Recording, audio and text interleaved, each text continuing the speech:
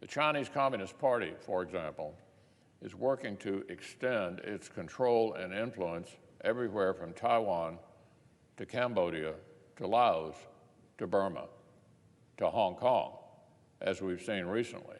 The tools and tactics may differ, but the goal is the same. Beijing wants to bend its neighbors to its will. Earlier this month, after historic protests, Hong Kong's government hit pause on legislation that would have further eroded its autonomy and invited more meddling from the mainland. But victory for freedom and autonomy is not yet assured. The bill in question has been suspended, but it hasn't been totally withdrawn.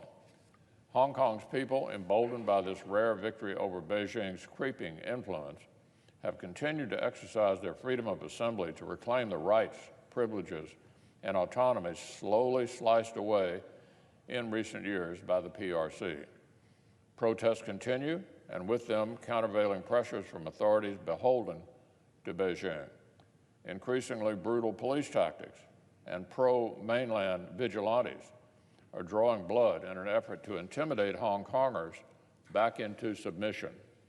So, Madam President, Hong Kong's autonomous government, political freedoms, and stable rule of law have been a crucial precondition of its tremendous growth and prosperity. U.S. firms have invested tens of billions in Hong Kong's economy because they trust the autonomous region's political climate, independent judicial system, and degree of independence from Beijing. By contrast, international firms are currently pulling back from China due to concerns about corruption, autocracy, intellectual property rights violations, and state-sponsored corporate espionage. So, Madam President, at a time when China faces slowing growth, Beijing succeeds to emulate Hong Kong, not to engulf Hong Kong and remake it in the image of the Chinese Communist Party.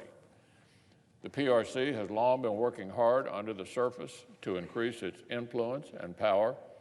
In Hong Kong, like in so many other areas, China's used this approach that experts have called hide and bide, hiding their intentions and biding their time, slowly slicing away resistance, building leverage, and encroaching one step at a time. In the case of Hong Kong, Beijing and its agents have overreached, but they're recalculating, postponing action on the legislation while biding time to resume the encroachment. This is not just a matter for the people of Hong Kong. The PRC's treatment of Hong Kong, just like its treatment of the Uyghurs or the Tibetans, Beijing claims as citizens, is an indicator of how Chinese rulers will behave abroad. All nations who trade with the PRC should be watching the drama unfolding on the streets of Hong Kong.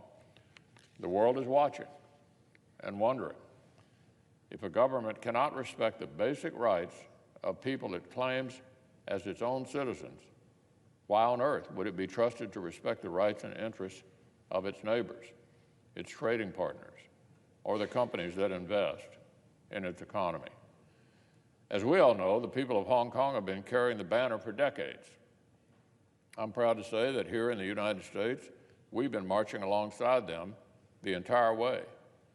Back in 1992, I was proud to author the U.S. Hong Kong Policy Act and help codify America's stance on the special status of Hong Kong. And so on the 70th anniversary of the PRC and the 30th anniversary of Tiananmen Square massacre, I'm grateful the administration and the Congress, on a bipartisan basis, is re-examining America's relationship with the PRC.